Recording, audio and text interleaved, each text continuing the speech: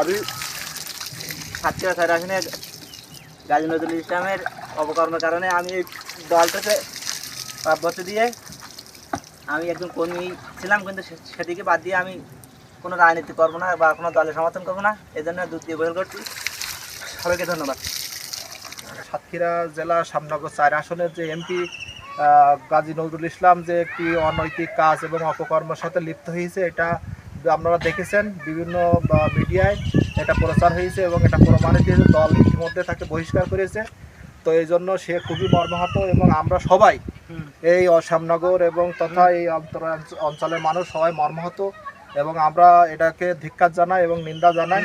তো তা এই দেলোয়ার ভাই সে জামাতের রাজনীতি করে, সে দল থেকে আজকে দুধ দিয়ে গোসল করে দল থেকে সে পদত্যাগ করেছে এবং সে জামাতের করে রাজনীতির সাথে তার আর কোনো সম্পর্ক নেই।